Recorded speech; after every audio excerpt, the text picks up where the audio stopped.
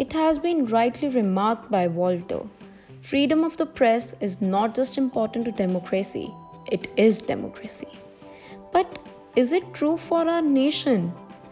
Is India really striving towards a nation where media still has its credibility?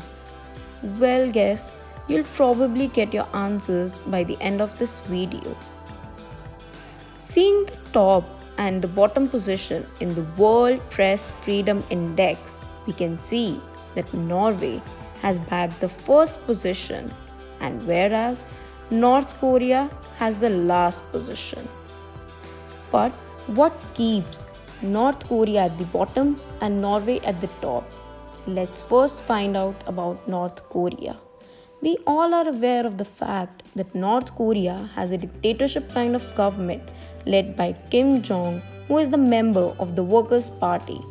Media reports in North Korea are often one sided and exaggerated, playing little or no role in gathering and disseminating vital information true to facts and providing propaganda for the regime. All the North Korean journalists are the member of the Workers' Party. Well, that probably means that the news reporter cannot really say anything against the government and neither can publish any news without having it approved. Now, what if they don't obey these rules that are set up for them? Journalists who do not follow the strict laws face punishment in the form of hard labor or imprisonment, even for the smallest typing errors. There should be a certain level of freedom that should be there for the journalists that give people not just one side of the story, but both the side of the story. Now, talking about Norway, who has the spot for being the number one in the World Press Freedom Index. Norway is a parliamentary democracy and constitutional monarchy.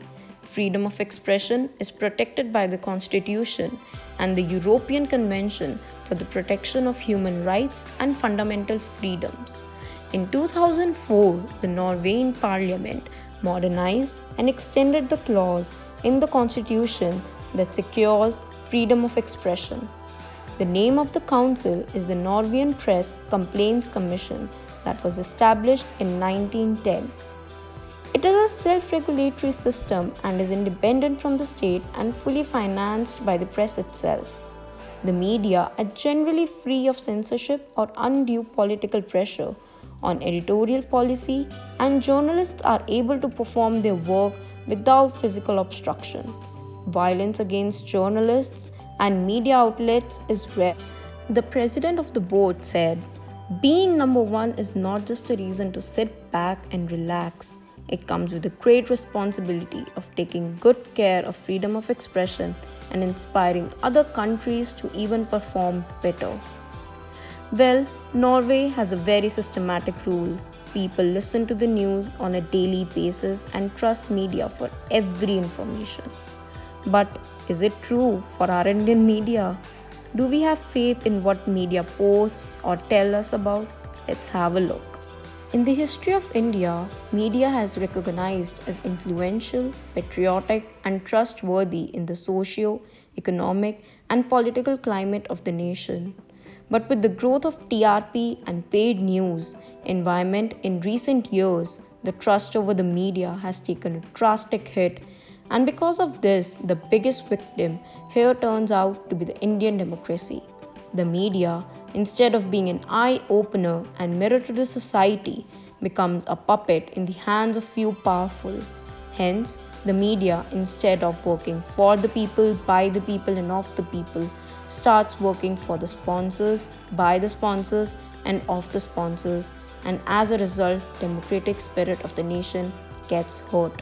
One of the case of paid news was when a leaked video of off-record chat between Delhi CM Arvind Kejriwal and well-known journalist Punya Prasoon. The clip shows that at the end of the interview, Mr. Kejriwal is asking the journalist to play some part of the interview while airing it, which in his opinion will influence the voters, and the journalist agrees by saying that this will be revolutionary and will catch lot of reactions. When this interview was aired, Mr. Kejriwal's statement of comparing his resignation as CM to the ultimate sacrifice of Bhagat Singh was played repeatedly. Well, what can we conclude from all of this? Remember the question that was asked in the beginning, that has Indian media lost its credibility or not? Well, it's quite evident that Indian media promotes only paid news, and paid news is lowering the ethical standards of journalism. Corruption in Indian media will eventually devour Indian journalism. Many believe that paid news has taken deep roots. Today, more and more people are losing respect for the media. Whereas in Norway, people actually trust the media for every information they need. In North Korea, even the journalists are bound to give only that information which government tells them. And coming to India, well, here people are more dependent on others' resources and trust them more for the correct information. Thank you for watching. Have a great day.